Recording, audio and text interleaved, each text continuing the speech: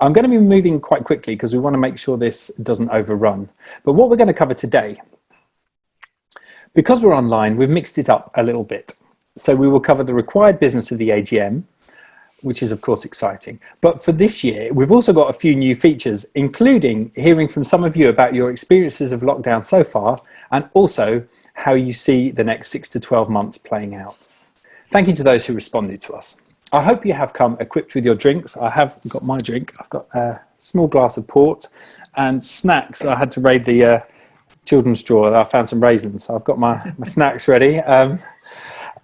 This is trying to be as informal as we can. So yes, if you do have questions and things, please raise them in the comments and then they'll be dealt with. So the next slide.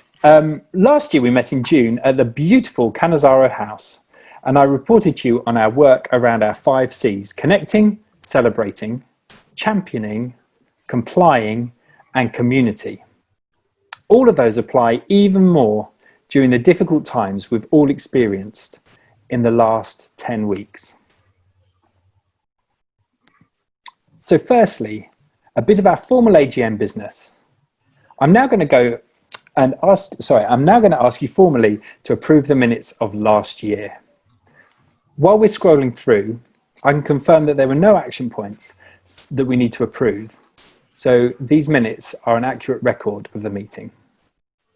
If you have any questions on the minutes, please put them in the chat now.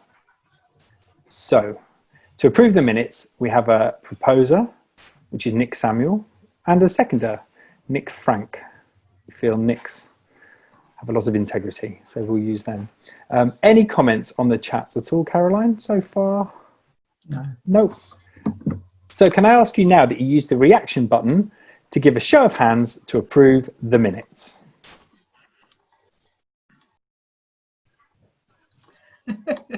Lovely. Is that enough, Caroline, Diana? Yeah, that's fantastic. Lovely. I'd like to briefly thank Diana for her strength of leadership, courage and creativity in leading not only the members, but many other businesses too through these past few months. Back when lockdown was first looked imminent, she created a clear plan, inspired a team and led. She helped to create a lifeline for many businesses, and I'm honoured to have chaired the Chamber over these past 2 years, and in particular, the past season. If we were in the same room, it would probably warrant a standing ovation what she has done. But for now, let's just sit. I'll have my raisins and I'll hand over to Diana to give an insight into what's actually been happening during the last 12 months. Thank you so much, John, and that was lovely. Thank you. I'm going to give us a brief overview of our work, and like all of us, it's been a year of 2 halves, hasn't it, really? Pre-COVID and during COVID. So this year we were doing, I think, really well up until March.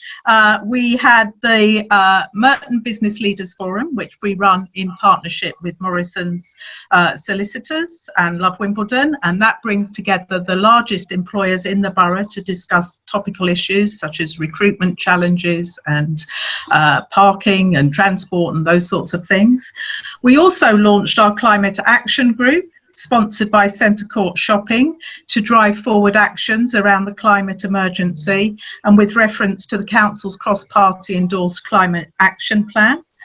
We promoted the benefits of healthy workplaces, working with the public health team at Merton Council and Healthy Dialogues, and our core activity of membership and business-to-business networking grew in popularity, and we currently have 720 members.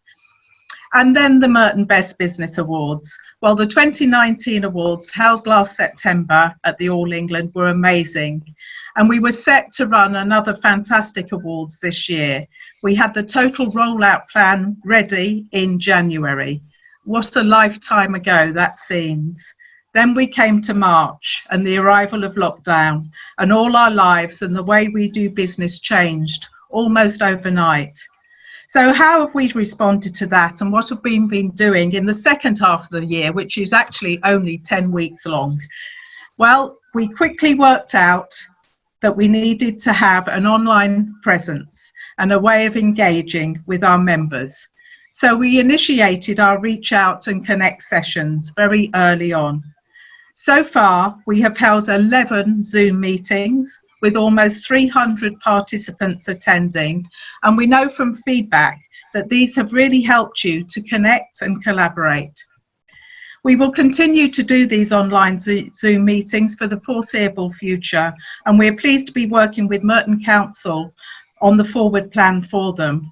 We have also recently introduced online training to support compliance, because despite COVID, the requirements on businesses in relation to health and safety and fire risk still remains. So please take a look at the resources section of our website to see the details of those online courses. Now, lobbying is something that is absolutely fundamental to the work of the Chamber, and a principal objective for us is to champion the business voice, and we've done that working closely with Merton Council on the grants that they are dispersing, and with the London Chamber of Commerce more and more to influence policymakers on grassroots experiences and information on the businesses that unfortunately fall between the gap on not receiving any help. We have done a lot with Stephen Hammond MP to make the case for businesses, and also with the 3 local business improvement districts to work collaboratively so that we lobby with a shared voice. We know there will be much more to come on all of that, with the process for new funds shortly to be announced by the London Borough of Merton on both the application process for the new discretionary fund and how they will be using the High Street Fund to support town centres and high streets. On Merton Giving, during COVID, this has really taken off. It was in place in our partnership with Merton Voluntary Services Council and Merton Council.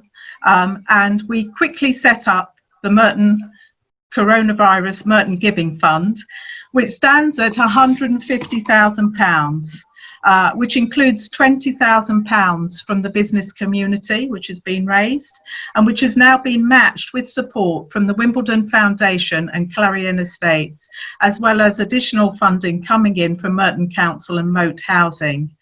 The fund has been distributing money on a weekly basis to local community organisations to support them in their work on COVID, as well as actually sustaining them over these difficult times. And this slide actually shows the funds, the amount giving out, and 46 organisations there supported to date.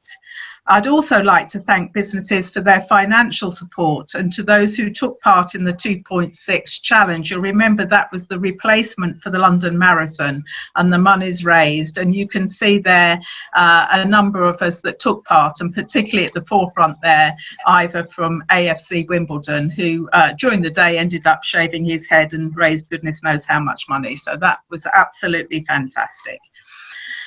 The Merton Business Awards, as I said, everything was going swimmingly well to March, and we actually launched the 2020 awards online one day after New Wimbledon Theatre, which was our launch venue, closed its doors, and then lockdown was announced the week after. Since that time, we've reviewed and reviewed every week because we always wanted to be able to go ahead and run these awards, because we felt it would be a great way of coming out of lockdown and into recovery. But finally, last week, we made the very difficult decision, in partnership with all our sponsors, to cancel this year's awards on the basis that they need to be timely and relevant. And we just can't see that being the case for all business sectors between now and September. So we've concluded that our focus should be on supporting businesses as lockdown is eased and we move to our different stages into reopening and recovery. I'm pleased to say that we will be working with Merton Council on this phase and in determining the best support we can provide together for businesses during the months ahead. Now we need to move on to our finances. So all of you have been sent the link to our formal accounts, and I'm just going to take you through that. So last year we reported to you that we had to do a lot of restructuring and a reduction in our cost base in 2018, and I'm pleased to say the strategy agreed by The directors has had positive results. A key plank of that strategy was to bring the organisation of the Merton Best Business Awards in-house and to increase sponsorship revenues. Membership and events activity also continued to be very positive.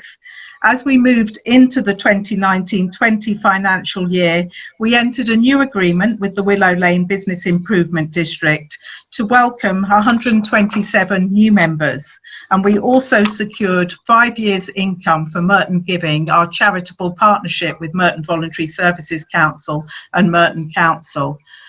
The Merton Best Business Awards 2019 was a great success, and we will continue in the same format for next year now.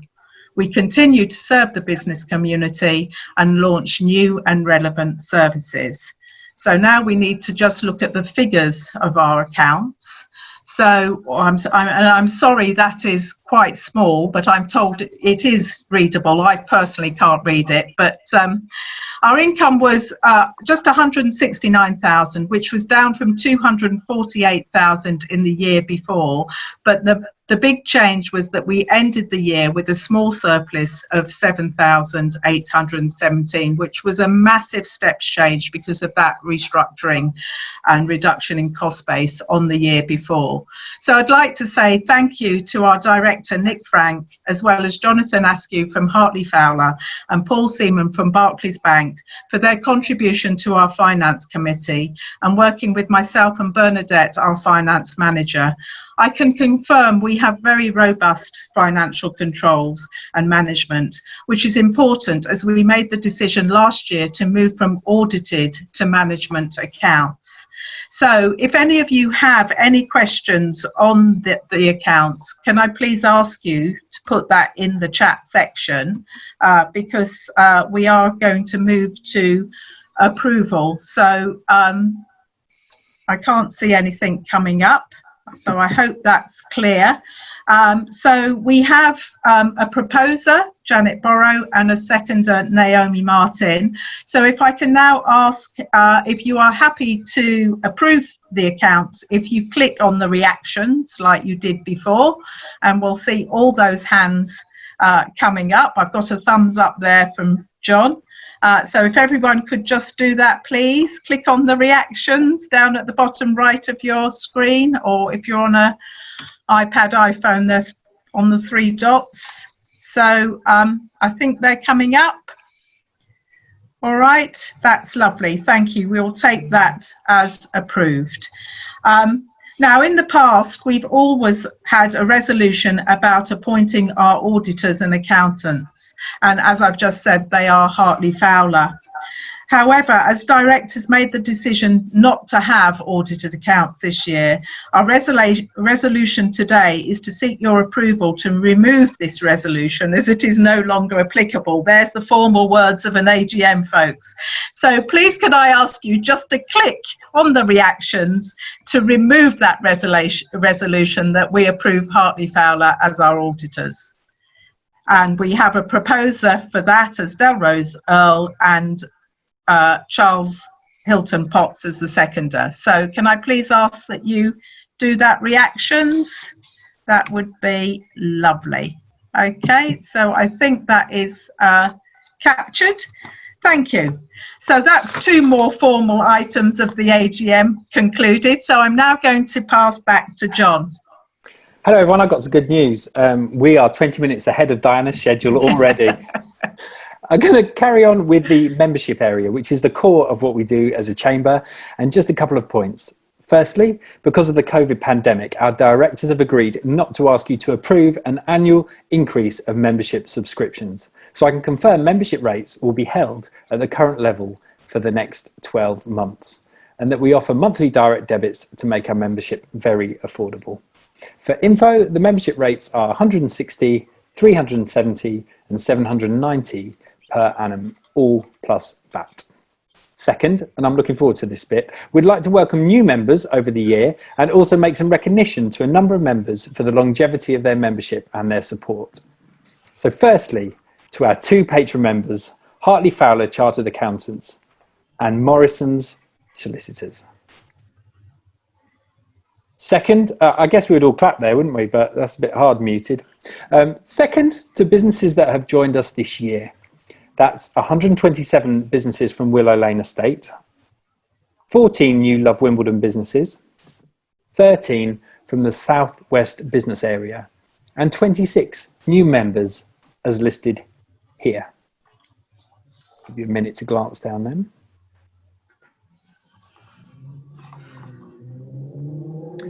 The next category being longevity of membership. This is really important to us as a small business ourselves, so we'd like to make note of those who have been with us for the longest time. Barclays Bank, Chartered Institute of Personal Development, Elis, Hartley Fowler, London Borough of Merton, Marcus Beale Architects Limited, Microbee Limited, New Wimbledon Theatre, Parkside Hospital, Peacock & Co, Polka Theatre, WSM Partners LLP, and we are very grateful to those. Boys, can you keep it down, please? Sorry. We have, you'll be receiving your certificates. Are they virtual certificates, Diana, or were they actual certificates? Oh, look, there they are. They're being sent. Oh, that's lovely. Don't they look lovely? Oh, I should have read them slower. Oh, there's Nick. Ah, oh, Charles. Ah, oh, Polka Theatre. Ah, oh, Simon. Lovely. So next I'd like to cover something that I guess I'll call COVID kindness. There's been an amazing response to the lockdown, and there's just a few here to mention from our membership. Merton's Community Fridge, launched in early May by local environmental charity Sustainable Merton, supporting people with fresh food parcels and working with businesses to reduce food waste. The Dons Local Action Group, part of AFC Wimbledon, who have featured on BBC News. And actually, I noticed in Parliament this morning, I don't know if you've joined yet, Stephen Hammond, but thank you for your support of local arts organisations and other businesses and charities here in the borough. Don's Local Action Group are doing amazing work in fundraising and delivering food parcels, and more recently, supplying technology to families to support home learning. Finally, Community Kitchen, set up by the Wimbledon Print Co to provide hot meals to people in need. Everyone still with us? Great. Yep. We also asked you to tell us your experience of lockdown on your business. And I'd like to ask three businesses to tell us very quickly about their experience. Although I had nothing to do with the selection of these three, I am personally passionate about all three, and you should be too. I'll briefly mention the three. We have Nick Parr, the theatre director at New Wimbledon Theatre, who I know is facing, I mean, the arts, I work in the arts myself, is facing unprecedented damage long term. And so I'm very much looking forward to hearing from Nick, because if anyone can pull Wimbledon Theatre through this, he is by far the best person. Secondly, we'll be hearing from Emma Burns, the corporate fundraiser at St Raphael's Hospice. And for those of you who know me well, when my wife died last year, St Raphael's did all the home visits in those final few lonely months, and I am incredibly appreciative of the work that St Raphael's do. And finally, Paul Harvey, the managing partner at Morrison's Solicitors. Now, many of you, in fact, I don't think anyone will know this, but Paul actually used to run the youth work at Morden Baptist Church when I was very small. So he was actually my youth worker, and an incredibly inspiring one at that. And he is now, I'll class him as a friend, he may not. And I'm looking forward to hearing from him a little bit too about Morrison. So we'll start with Nick Parr.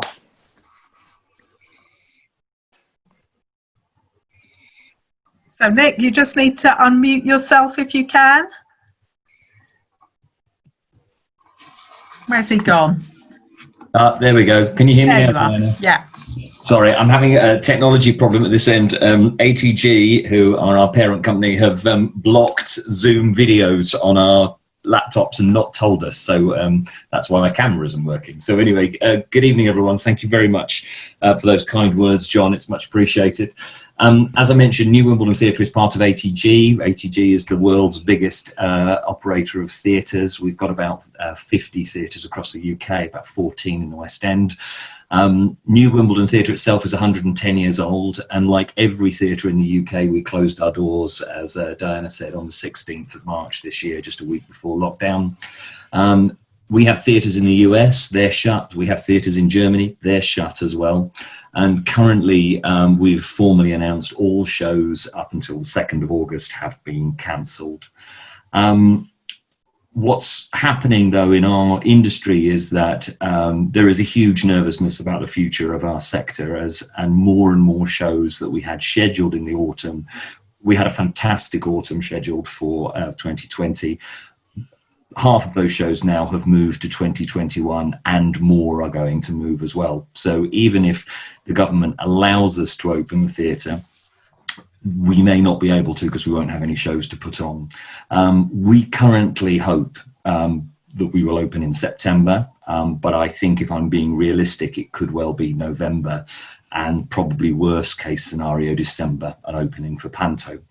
Panto this year is Dick Whittington. It's still on sale. It was in fact the 3rd best-selling show in the entire ATG network last month. Believe me, that's not saying much, because we're not selling a lot of tickets at the moment. Shane Ritchie will play the title role, and you know, all things fair, we hope that will go ahead as planned. The one big challenge we have going forward is that social distancing is just not feasible in theatres. As I said, the building's 110 years old. Those of you that go regularly will know that we have queues at the bars, queues at the toilets. It's always a bit of a rammy to get in the building on busy nights. And we've already calculated that our capacity with social distancing in place would reduce from 1,600 seats to 250, which inevitably, as I'm sure you can imagine, it means it's just not viable. So the theatre will not open if social distancing is still in place. So of the 112 staff that I have at the theatre, all but one are furloughed. At the moment, that is me. I'm the one remaining member of staff. That's going to change. Just to make maximum use of government support, we're going to swap people around. So I will be furloughed for a few weeks, probably by this time next week. And then I'll be back again in July. That's the current thinking anyway. Today, we made a big donation to the Don's Action Group. That's already been mentioned tonight. So far, we've given over £4,000 worth of stock to them, primarily because obviously we're not open, so we're happy to make good use of that. And I have the pleasure of going into the theatre twice a week to do the insurance checks and the joy of testing the fire alarm and checking the water systems. It's all glamour in the theatre industry at the moment. Moving forward, I have one plea, and it's very simple. Would you please buy tickets now? If you want to book your pantomime tickets, absolutely. But certainly when we open, we will need a real confidence boost from all our locals to have the confidence to come back into our theatres. 2021 is going to be amazing in our industry. All the great shows that we should have done this year are moving. We will be back-to-back top quality entertainment in 2021. In a couple of days' time, a whole new marketing campaign will launch on the outside of every single ATG theatre across the country. You'll see Wimbledon possibly tomorrow or Saturday and Sunday, depending when I can persuade my children to come with me to help me change the posters. And the message of that campaign is very simple, and that is the shows will go on, which we certainly hope they will. Thank you. Thank you so much, Nick. Wow. Should we move straight on to Emma? Are you there, Emma? Yeah. Can you hear me? Okay, perfect. So for those of you that don't know, my name's Emma and I'm the corporate fundraiser at St Raphael's. Thanks for the introduction earlier, John, by the way. So St Raphael's Hospice, we're a charity providing end-of-life care for residents in Sutton and Merton. So we've got an inpatient unit, a ward of 14 beds, our wellbeing centre, which is used for daycare patients, and then we also have a care in the community team as well. So since March happened and coronavirus hit the UK and just the world, we've been caring for COVID-19 patients. So like I said earlier, we've got 14 beds in the ward, and at least 8 of them still to this day are for corona patients. It's not been an easy journey at all for us. It has been hard, especially obviously for the nurses on the front line. At the start of all of this, especially March and the beginning of April, we were getting little to no PPE. So we really had to, stop the community at home care, which was really hard for our nurses and the patients at home that obviously need our help more than ever. And we unfortunately had to stop that in March and at the beginning of April because of no PPE. We decided to, launch an emergency appeal to the community. And honestly, the local community have been absolutely amazing. They came out in force. They came out with homemade PPE masks for everyone, and they were really amazing. So our brave nurses are on the front line, and it's been a huge adjustment for all staff as well. So the fundraising team, we've been on reception, screening visitors, taking temperatures. I've made a few toasties now for patients and their family. We've really just all been jumping in as much as possible. Our bereavement team are finding it really hard at the moment as well, in terms of the bereavement team. So what they do is they offer counselling to patients. So they go in most days and speak to patients. They speak to friends and family. A lot of that is now being done on the phone. And they're almost saying that they're finding it hard because obviously they must come off the phone and speak to other staff, and they can't do that now because they're all working at home. So I think that's something that we're trying to see, how can we support them as much as possible. In terms of the wellbeing centre, that's shut, but we're currently looking to offer like virtual yoga for home patients. But we are aware that a lot of them aren't tech savvy. So we are trying to think, okay, what other options do we have? So that's kind of where we're at the moment. In terms of positives, because I do want to talk about some positives and not just the negatives, the local community have been absolutely amazing. We've had donations from Domino's in Worcester Park, fruit suppliers, the PPE, like I said earlier. Our nurses are very well fed amongst the toasties that we provide and the Domino's. It has really been a huge local impact, and it's been amazing. A little highlight, actually, on Friday, we managed to get a patient in the hospice married. So she actually has coronavirus and has a life-limiting illness as well. And she really wanted to get married. So we made it happen. We've had bar mitzvahs, christenings, but on Friday we had a wedding. Waitrose were amazing and provided balloons and cake and things like that. So there are positives that do come out of this. In terms of how can you help us now, we're running a campaign, virtual coffee morning. So if you all have Zoom and you're all doing the coffee mornings, I know when I commute in, I'll stop off at Starbucks and spend £3.20 on a coffee. If you can donate that £3.20 instead to us and do a coffee morning, that would be amazing. If you do, I know that someone else was speaking about how they have a lot of offices. So they've got an office in Epsom, an office in Wimbledon and Sutton. So they come up with the idea of doing a relay and running from each of them, take a turn to run to each of their offices. Now, I mean, I don't know if I could do it, but if you guys want to do something like that as well and take on the challenge, that's amazing. We've also got a new charity shop opening up in Wimbledon Village. So we're going to need shout outs from you guys and donations. That would be absolutely amazing. And in terms of, we need to raise 6 million a year to run our services, if I'm completely honest. And we receive 24% from the NHS. So that leaves 4 million for us to fundraise every single year. And we've had to cancel all of our events, and all of our shops have been closed for a few months now. So we're going to lose, we've estimated at about 1.8 million. So obviously I know everyone's really struggling, but I guess the message I want to say is, if you can help, please help. If you know someone that can help, try and point them in our direction. This is the part where I'd be giving out my business cards and saying, if you can, speak to me, drop me a call. But I've got LinkedIn, so just message me and, reach out as much as you can. But other than that, thank you so much. Great news. Thank you so much, especially for the positive stuff coming from there. It's been lovely. I've just had a little flick through. I was listening, I promise, to every word, but having a little flick through, looking at everyone's dining rooms. Very impressive. Back to the agenda, and we have the final one of the three, Paul Harvey. Yeah, I mean, firstly, I was John's youth leader a very long time ago, and I lived to tell the tale. And we are still very good friends, and I've definitely known him longer than all of you. Probably only his parents have known him longer than I have.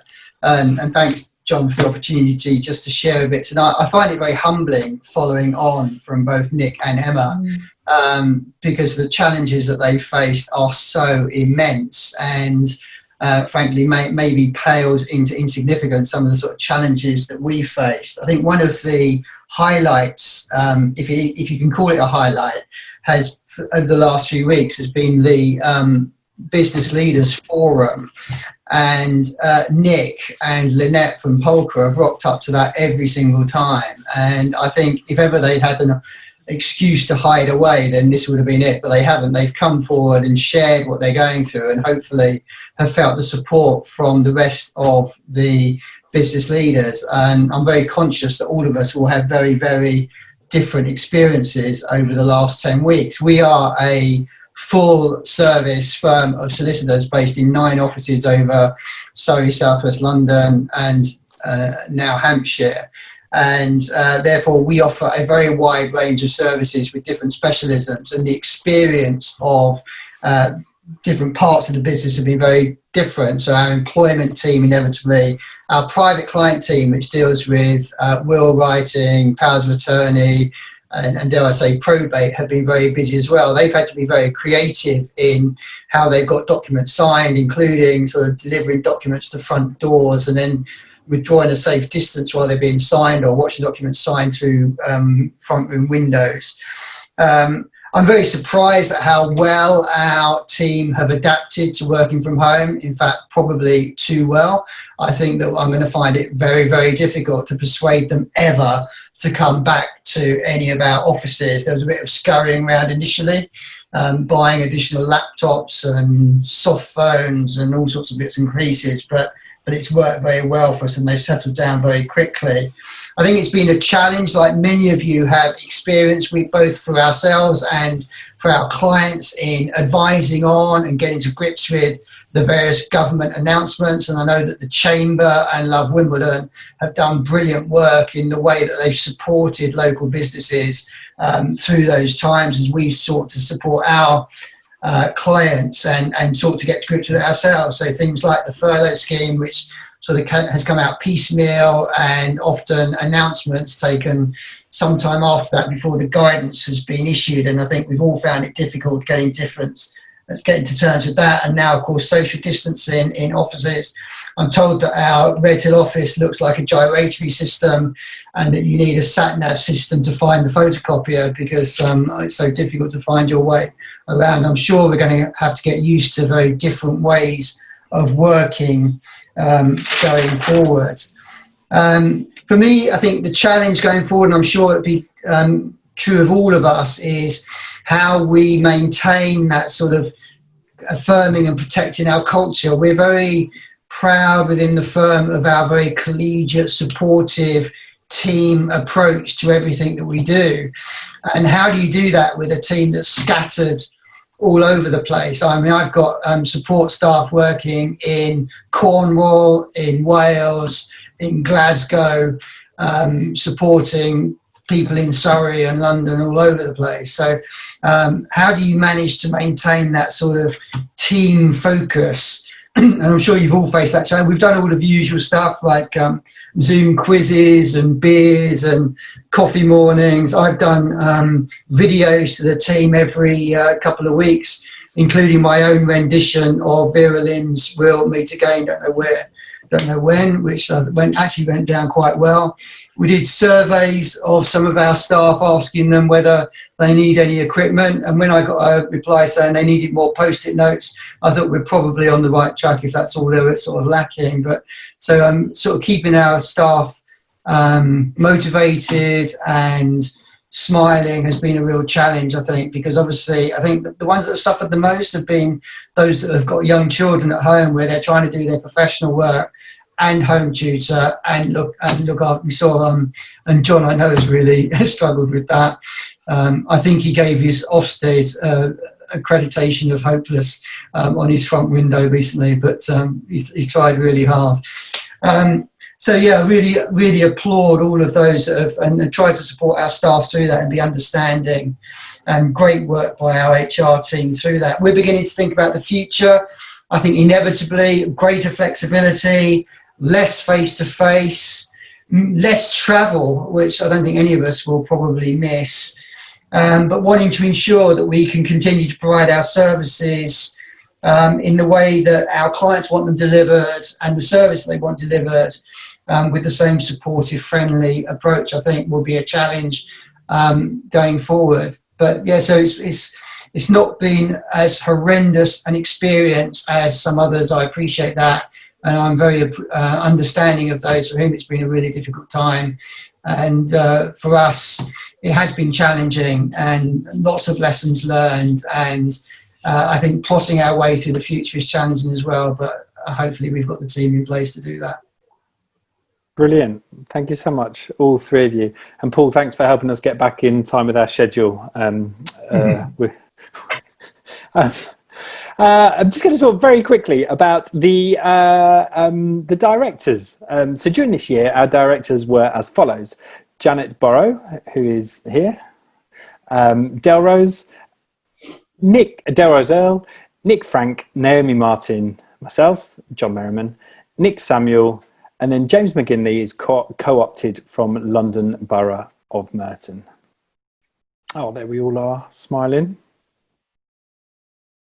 Even James is nearly smiling there. Lovely. At our last AGM, we welcomed Charles Hilton Potts and also Sarah Madden and Ash Dowd, both of whom have recently resigned for personal reasons. A big thank you to our directors for the work that they do. Can I ask you to confirm the reappointment of these directors for a further year? We have a proposer and a seconder, the proposer being Simon Marsh and the seconder Dave Dads. So could I ask you to click the reaction button once more to get a show of hands, please?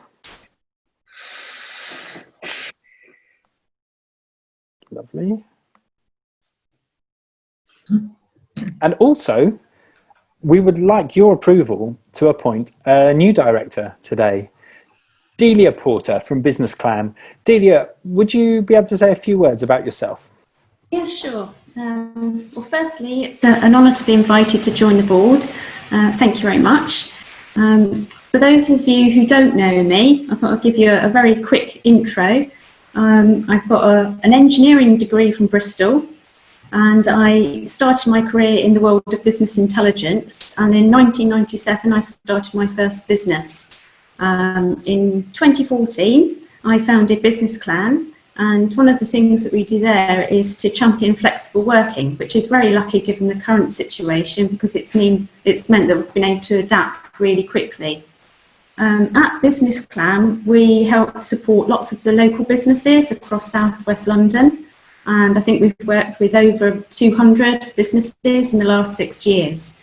We've helped them to address all sorts of business challenges and now COVID, and we're also there to provide more support to them as well, which I think is very important because it's not easy, as many of you know, it's not easy running a business at the best of times, never mind now.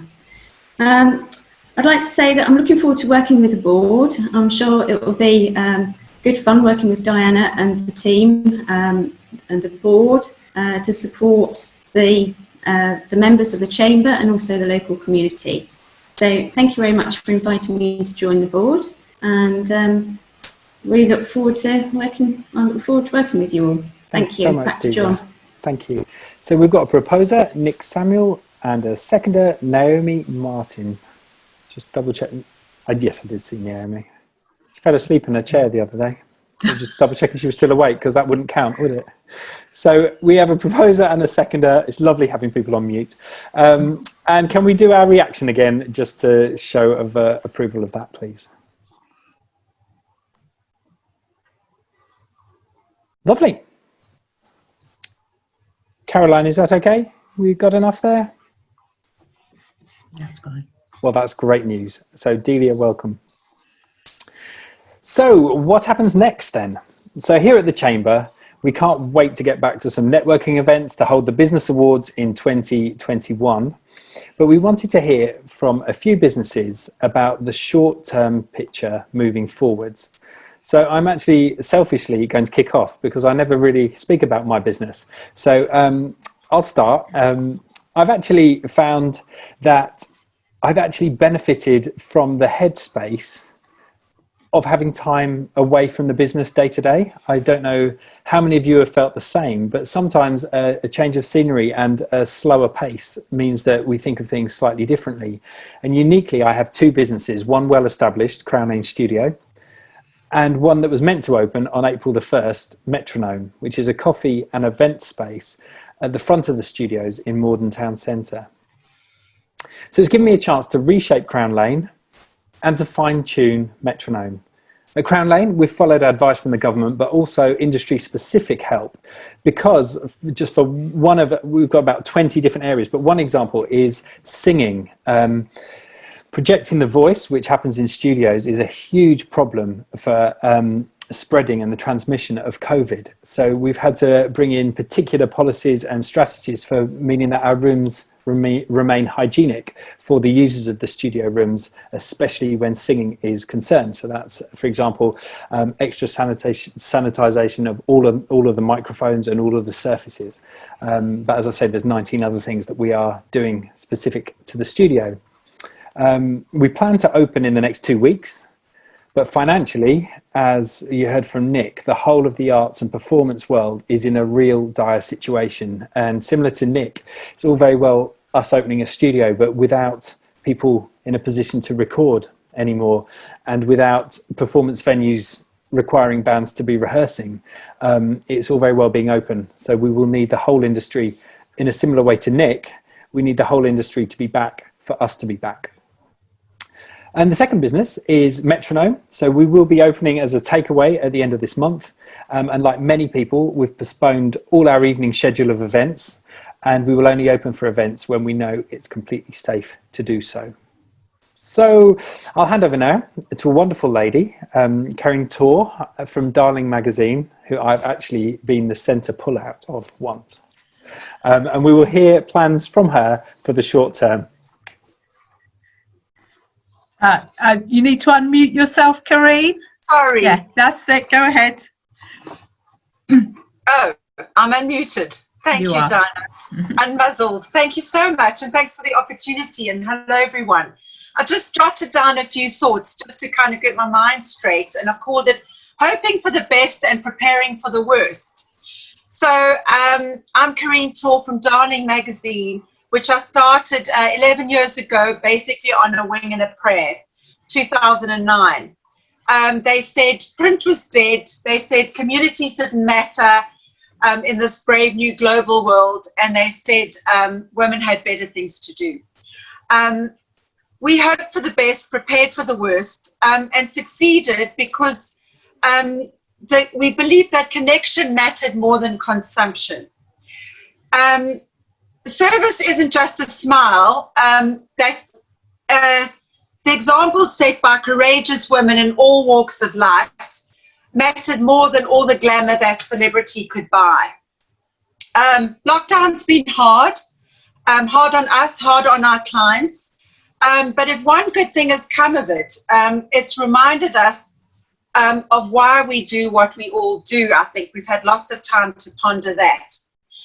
To dig deep and for us to go back into the well of our inspiration. We have at Darling used the time to shape our new online Darling around inspiring stories, the wonderful women and fabulous communities that we've served.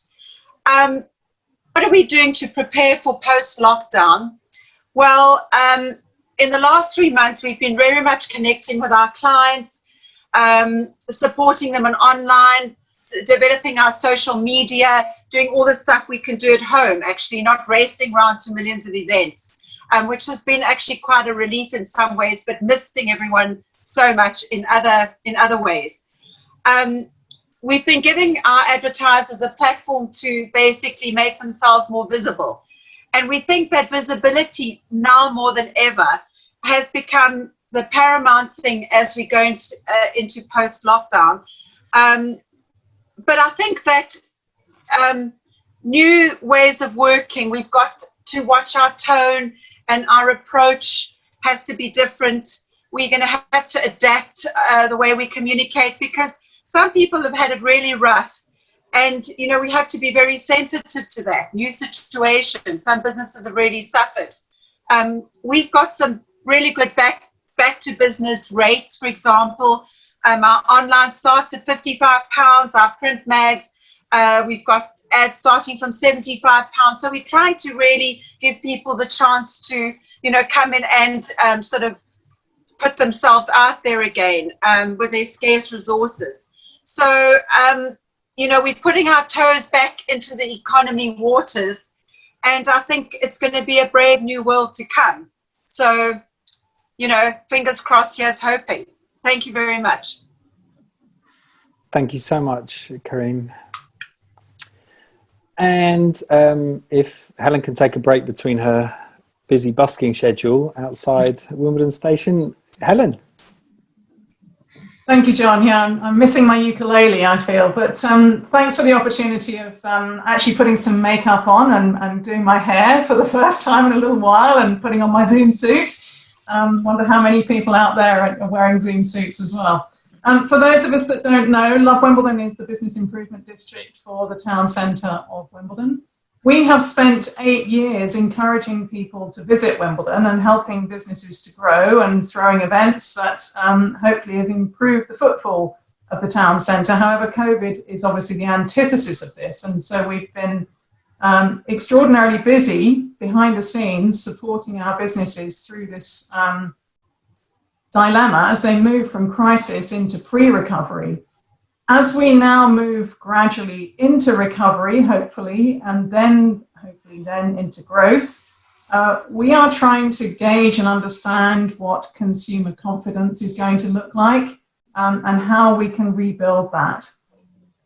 But let's be clear, we're not IKEA, for anybody that saw the queues in the car park at the beginning of this week, and we're not McDonald's on the A217 either, with the mile queue that went on for days and days as everybody's rushing to get their Big Mac.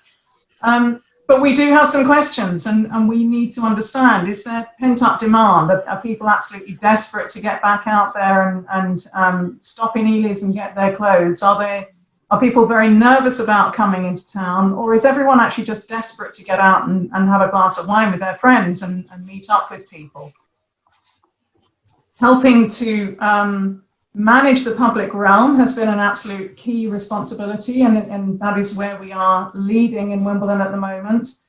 Coordinating queue management, providing businesses with floor vinyls to coordinate those queues so we don't have queues mashing into each other, as one business wants to go left and one business wants to go right, and that's going to end up in some confusion. We are installing some public hand sanitizers in the town centre so that you'll have public access to hand sanitisation to try and encourage people that we are opening in a safe and responsible way.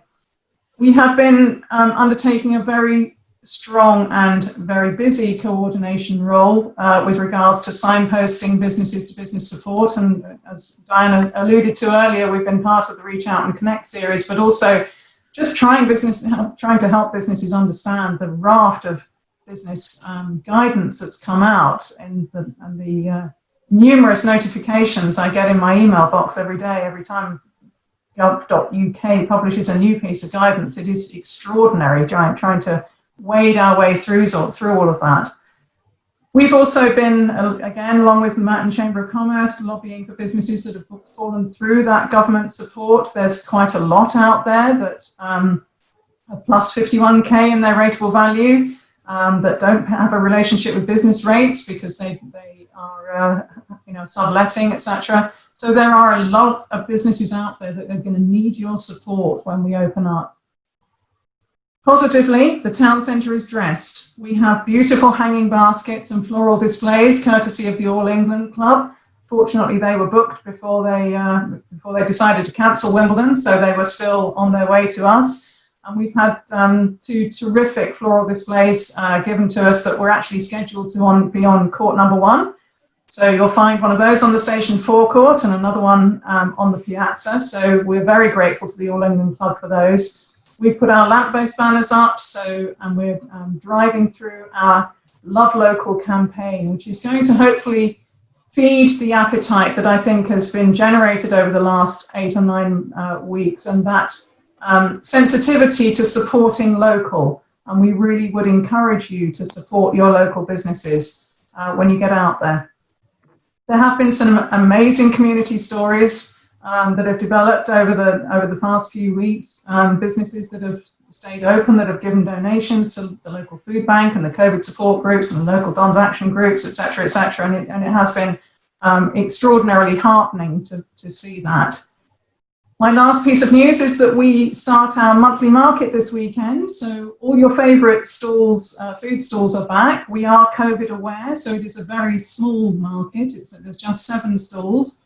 But as I'm speaking this, I'm reading the press release, it's a press announcement that's just come out that masks are now going to be compulsory on public transport. And I'm pleased to say that we have a mask seller. So hot news, we have a mask seller on in the market this week. One of our local Wimbledon businesses have reinvented themselves, if you like, and so handmade, personalised face masks will be available this weekend at our market. So Saturday and Sunday, hope to see you there. If not, hope to see you in the town centre again soon. Thank you, John. Thank you so much, Helen. That's such a useful update. Just before I move back to Diana, just thought I'd let you know we're nearly there. That was good progress.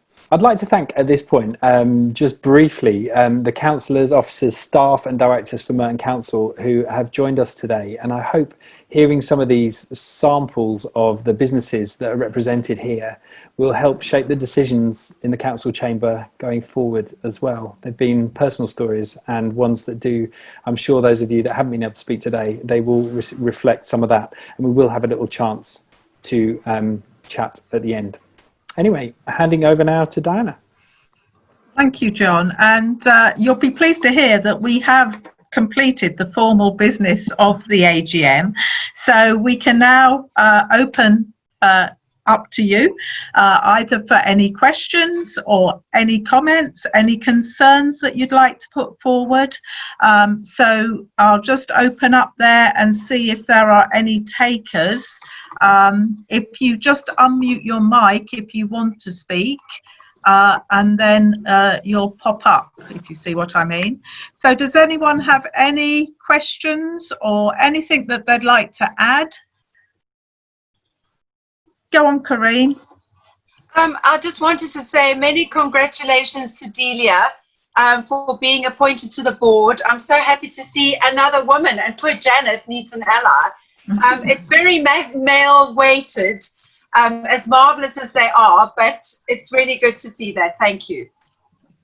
Thanks, Corrine.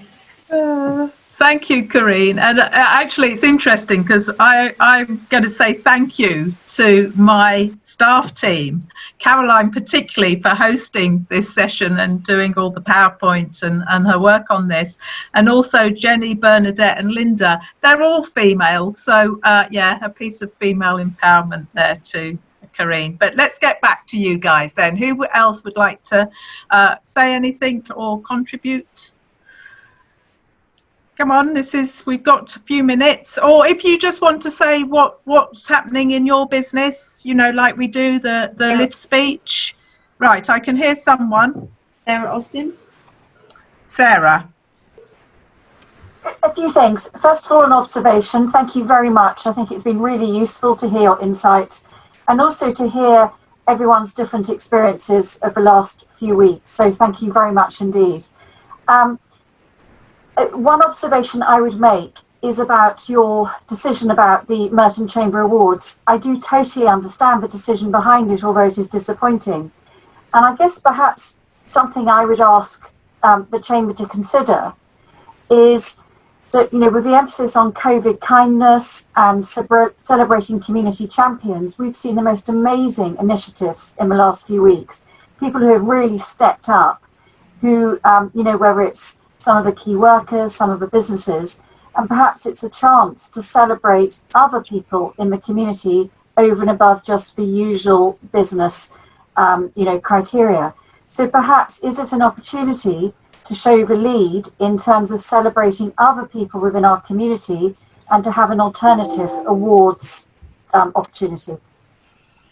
Well, thank you, Sarah, for that comment. And as I said earlier, we have wrestled with how we move forward with the Business Awards this year. And one of our proposals that we are currently considering is how we celebrate the absolute amazing things that businesses, and I have to say our role is businesses, so that it is people within businesses, but we are talking about businesses, but the amazing things that businesses have done and will continue to do in the foreseeable future. So a big challenge for us is whether we can do a physical get together or if we have to do it on some sort of online type showcase. So we are mulling over that, and we know when we get there we will have to act quickly, but we want it to be very appropriate. We've heard today, haven't we, how difficult this period is. Some businesses really won't get back until January, and we felt it was very unfair to mark businesses that maybe have been able to operate through, it's just circumstantial, isn't it? It's about crowds at the end of the day. But thank you, Sarah. We are definitely looking at that. So any other ideas, if you can put those forward to us, and we'd be delighted to consider those. Well, thank you. If I could just respond to that. Virtual or in person, it doesn't matter. It's about the concept of celebration of, in a hopefully once in a lifetime, once in a century situation. And the medium in which that happens is obviously driven by the circumstances in which we find ourselves. So one can plan virtual, and if we find ourselves, free of this thing, then we can celebrate in person how we'd love to do it. But it's the concept and the principle which I'd love to see put forward. Thank you. I totally agree with that. Okay, anyone else? Eleanor from Roehampton University. Eleanor, yes. Yeah, hi, thanks Diana, and thanks Caroline and everybody. I just wanted to let everybody know, in terms of any help or support in getting back on their feet, we still have plenty of our fully funded internships. They're worth up to £1,000, so it's about 95 hours. We have lots of graduating students who are going to be desperate for any kind of work experience. So any way that they can help you remotely, or even indeed if it's not remotely, you don't have to pay anything. We help you with the recruitment. We look after the payroll. It's free to you, and it's worth about £1,000. I can give obviously Caroline. I think there might be something in a newsletter, Caroline, possibly. But just a quick plug for that. So we're very happy to help you if that helps with your businesses getting back on track. Thank you, Eleanor. And that's a brilliant offer, isn't it? Because those people can come in and do a very specific project, can't they? So, and they come with all those up-to-date skills that university students acquire. So please take that up. Okay, anyone else? It's gone quiet. No? Oh, Lynette. Come on, Lynette. Yeah. Hello. I'm going to make a plug, if I may. So I'm for those who don't know me, I'm from Polka Theatre. We're a children's theatre at the end of the Broadway. We're currently closed for redevelopment, slightly longer redevelopment than planned. You may have seen our announcement say that unfortunately we won't be reopening this autumn, but we'll be reopening next spring. So that puts a little hole in our finances, but we're looking forward to getting there and getting back on track next spring. And in the meantime, we've got Polka Online, which is lots of resources for parents who are trying to keep kids entertained during lockdown, and also teachers who are trying to provide content for children to do at home. We've got a charity quiz coming up shortly, and it's on the 11th of June, next Thursday at 8:15. And if anyone would like to take part, I'm going to put the information in the chat. It is free to take part. Donations are encouraged, but it's going to be a really brilliant night. We've got some great hosts, celebrity hosts. We've got Joanna Lumley, Amanda Holden, who are both patrons of ours. So, and we've also got brilliant support from some of the businesses who are here tonight. Our pledge champions, Morrison Solicitors, WSM, Robert Holmes, Handelsbanken, Wimbledon, and Icon Solutions. So big thank you to them for all their support, and I'll put the information in the chat. Thank you. Thank you, Lynette. Okay, anyone else? No? Okay, so while anyone's thinking, I just want to say, you know, Helen's mentioned it from Love Wimbledon about this whole sort of local, act local type thing. And it's so interesting, isn't it? Because I think many of us have become much more localised because we've had to, and that is something that actually will aid the recovery of this borough. So our message is to think local, act local, and shop local. And on that, I know that there is a campaign being launched soon by the Greater London Authority and working in partnership with other organisations in London to promote London. It's called Because I'm a Londoner. And I think we'd like to have that adapted and sort of embedded in Merton to say it's because I'm here that I want to do that. So please look out for that. But the overall message is really to support our local communities. This is a real step change, actually, I think, for many people, and an opportunity for businesses to capture that local market. So, okay, any other comments? It's such a shame that obviously we can't be in the lovely surrounds of Canizaro House and just chatting. So we wanted to do this just to, you know, give you the opportunity. We can only talk one at a time, but yeah, just please say anything, how you feel about the next few months or anything like that. Any takers? Can I just say, I was just going to say that we are going to share the participants list with everybody, so you will have contact details. But if you don't want to be on the list, please just let me know and I'll be sending that out tomorrow. Sarah, I think you had something, didn't you? Go on, yeah. Yes, I just want to draw your attention to something if you're not already familiar with this. I had a call yesterday with the head of small business at Vodafone. And obviously what lockdown means is the immediate requirement for everyone to digitise their business. I mean, this is the way forward. And they are offering to small businesses 6 months free of broadband. So I think that's something that may be of relevance to many of the members here. Thank you, Sarah. Yeah, I think they do a lot of advertising around all that stuff. It's wonderful stuff, isn't it? I mean, so much sort of given to help businesses. Yeah, they're doing a huge amount to support small business, which is great.